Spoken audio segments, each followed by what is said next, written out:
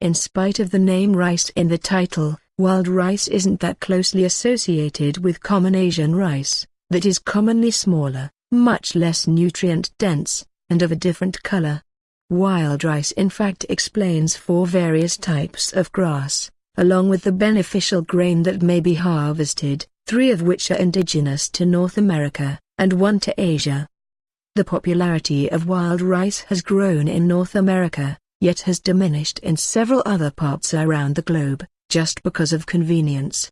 Wild rice features a chewy external sheath store the nutrient-dense grain inside, and also this kind of rice grows on shorter stalks in shallow water, and therefore are harvested by humans for general usage, in addition to different types of marine creatures. Wild rice, also referred to as Indian rice, was relied on heavily by Native Americans, and it was in fact regarded as holy to many people. These were incredibly beneficial because of their accessibility and high nutritive value, along with the consistency of the plant. Once the grains are gathered, a number of other grains fall into the muddy soil underneath the water and grow for the next year.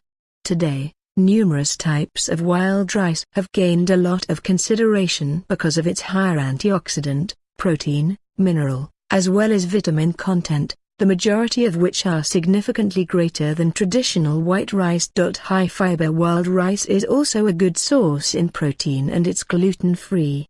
Wild rice also contains magnesium, phosphorus, potassium, gluten-free and rich in antioxidants.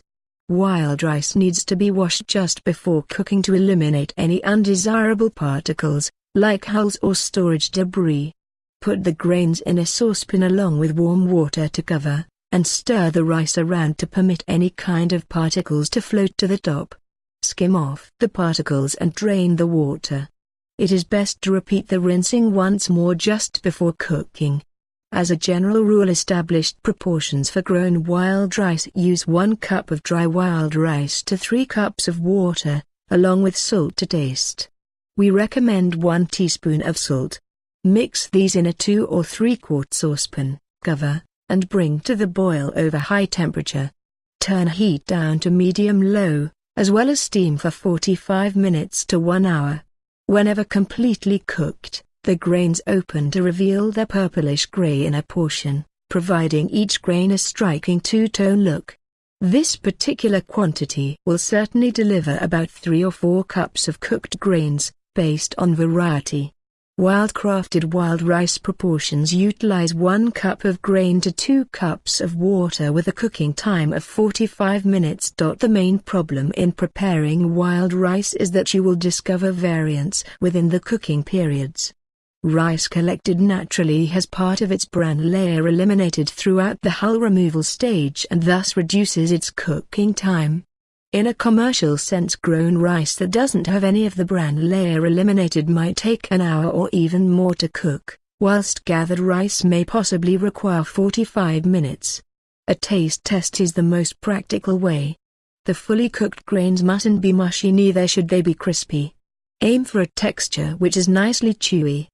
Even though wild rice is among the most costly grains, it goes a long way. Several say that 1 pound of the grain can easily feed 30 individuals. To compensate because of its high cost, try combining wild rice half and half with brown rice. For the genuinely colorful presentation, try 1/3 of each: white rice, brown rice, and wild rice.